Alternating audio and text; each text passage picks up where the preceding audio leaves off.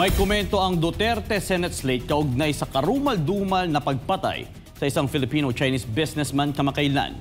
Si MJ Mondihara, live mula Zamboanga, Sibugay. Magandang gabi, MJ. Ako itong ibig sabihin kung hindi politika. Magandang gabi mula dito sa Ipil, Zamboanga, Sibugay. Rain or shine ang kampanya o Grand Rally ng Duterte o ng Duterte Senatorial Bus dito sa Zamboanga Peninsula. At marami silang nakadaupang palad natin ng mga kababayan, pati na ang mga reklamo at tinaig na ating mga kababayan ay naipaabot sa mga pambato ni former President Duterte. Nasa Ipil, Zamboanga, Sibugay ang Duterte o ang 10 pambato sa pagkasenador ni dating Pangulo Rodrigo Duterte. At kahit malayo sa Metro Manila ang Zamboanga Peninsula, ay pinarating ng mga residente dito ang pangamba nila sa tumataas na krimen sa bansa. Nauna ng sinisi ni PNP Chief Marbil ang social media na nagpapalaganap raw ng maling presyon kaugnay sa lumalalang krimen sa bansa. Naramdaman ko yung takot kasi sa time ni former President Duterte, mas secured yun. Iba sa panahon ngayon, sa panahon ni Marcos. Kasi laganap na yung mga krimen at saka yung mga adik.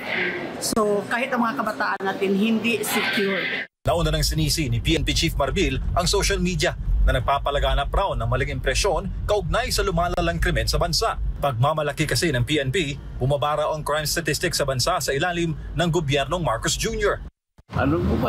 Mas tumaas ba nga eh? Bakit po nasabi sa? Kasi yung panahon wala pa si Tatay Digong, dalang talama ng droga, korupsyon at droga. Tapos pag nasa kay Tatay Digong, medyo we will lucky na kwan yan. Nasolve niya ang problem ng droga. Oo. Pero sir, bumaba.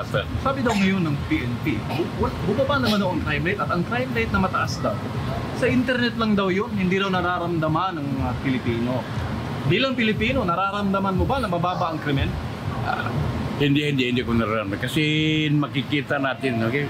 Mismo sa probinsya namin, sa Solo. Kamakailan lang ay pinatay ang Filipino-Chinese business tycoon na si Anson Ke, pati ang driver nito. Huling nakitang buhay ang dalawa noong March 29 habang paalis sa kanilang opisina sa Valenzuela City. Batay sa report, makailang beses umunong nagbayad ng ransom ang pamilya Ke sa mga kidnapper. Pero kahit nagbayad pa ng milyones, ay pinatay pa rin ang dalawang biktima. Ang kaso nakarating sa mga residente ng Zamboanga, Sibugay. Ayon kay Pastor Apollo C. Kibuloy, sa pamamagitan ng kanyang tagapagsalita at abogado na si Attorney Srelito Torion, Pastor Apollo C. Kibuloy wants that to be fully investigated because it is really a reflection of the kind of justice system that we have now. The law enforcement really needs to shape up because if this continues, then this reflects the kind of situation that we are in. Pumalag naman ang malalaking business group sa pagkamatay ng negosyanteng si Ke. Sa isang strongly worded statement kamakailan, iginiit ng mga negosyante ang hustisya at reforma sa justice system ng Pilipinas. Mariing kinundina ng business groups ang insidente at nanawagan sa gobyerno na ibalik ang peace and order sa bansa. Ito yung pangatlong kidnapping in the span of 5 weeks. So the government should really focus its resources on getting to the bottom of this very, very tragic development.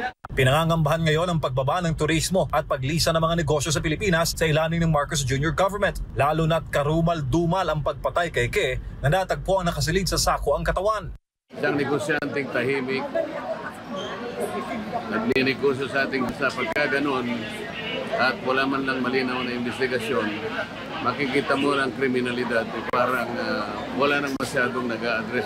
Pinabulaan na naman ng Duterte Senate slate ang datos ng PNP na bumababa ngayon ang krimen. Dahil sa kanilang pag-iikot ay balisang-balisa raw ngayon ang taong bayan sa pagbabalik ng mga sindikato ng iligal na droga at masasamang elemento sa Pilipinas. Saad naman ang kampo ni Senatorial Pastor Apollo C. Kibuloy, Ba talaga ang nangyayari sa ground? Ewan ko saan galing yung survey nila na that the crime rate is going down.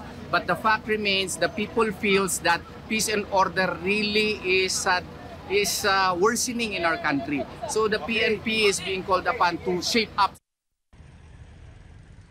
Attorney, ipasurrender mo na yan. Franco, nagpapatuloy ngayon ang talumpati ng abogado at kinatawa ni Pastor Polo C. Kibuloy sa grand rally na ito ng Duterte na Senator Boss na si Atty. Israelito Torion. Habang siya nag-i-speech, patuloy naman at lumalakas ang ulan. Pero tingnan mo naman sa ating likod, no? Patuloy ang interes ng ating mga kababayan na makinig sa lahat ng mga talumpati at mga programa at mga panukalang isusulong.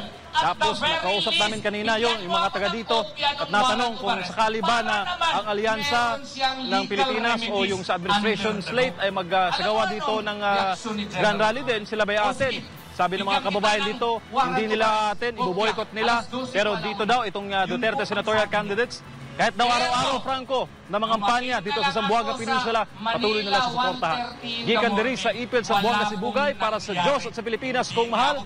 Balik sa iyo, Franco.